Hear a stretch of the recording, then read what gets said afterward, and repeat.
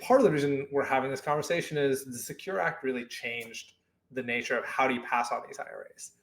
I say back in the day, before 2019, everything before COVID seems a long time ago, you could pass on your IRA to your children's IRA. So when you passed away, you could roll it over into their IRA and they could keep it in their IRA for their life. And so you could essentially compound those tax benefits of have it grow tax deferred during your lifetime. Then when you pass away, pass it on to your kids' IRA and they could wait till they're 59 and a half to withdraw it and have that tax-free growth. The Secure Act changed that. Is it forced you to take distributions. If you rolled it over to your IRA, you have to take those distributions within 10 years.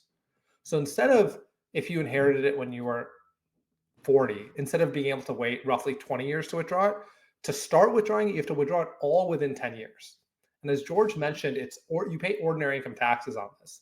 So you have to withdraw it all within 10 years and pay ordinary income taxes. And at the high end of ordinary income taxes, you may be paying 52%. So you could be losing more than half of that money. And that's obviously, you lose tax deferred growth and you pay a high tax rate. It really kills and really eats into the wealth that the previous generation has built. And so this is the big downside of the Secure Act. And this is really where charitable remainder trust came in, is how do you defer taking these distributions and paying those taxes? Now, the one caveat to call out is if a parent passes away, they could pass on to their spouse and the spouse could keep it in their IRA for their life. It's really the most common use case is if it's passing on to anyone but their spouse, where this 10-year rule applies. Anything else you think is important to call out here, George, with Secure Act and how it changed how people think about passing this on? Yeah, no, this was a huge shift in the way that we've thought about and planned for passing on wealth. With very few exceptions, surviving spouse could be one. Your heirs are going to have to take this money out over 10 years.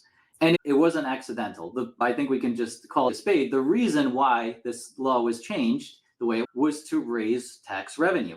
They knew that would happen, because if you're spreading it out over the course of your kid's lifetime, that could be 20, 30 plus years. The IRS didn't want to wait that long. They said, let's get our money in 10 years. And so that does present a tremendous opportunity for using charitable remainder trusts to help to mitigate that. I will also say, just in practical matters, oftentimes when somebody is inheriting an IRA from their parents, let's say, for example, they're also in their peak earnings years. So when Manny was referencing high tax rates, think of they may already be in a high tax bracket, and then you're almost adding insult to injury. So the net result is what happens? Less money goes to your loved ones, more money goes to the government. Yeah. There are options. And so we'd like to explore one option, one type of strategy. There are many ways to structure this. We're not going to go into all of them, but we'll talk about one specific use case that could really be powerful. Yeah, and it's a really important piece to hit on, is the difference between your peak earning years where you compound this, you could potentially double your earnings, right? And so you can put yourself at the very top bracket, so you're losing half of this, versus if you're in your lower earnings years, you can keep significantly more of this. And by spreading it out, obviously, if you withdraw the entire principal in 10 years versus you spread it out over 20 or 30 years, you're pulling out more per year.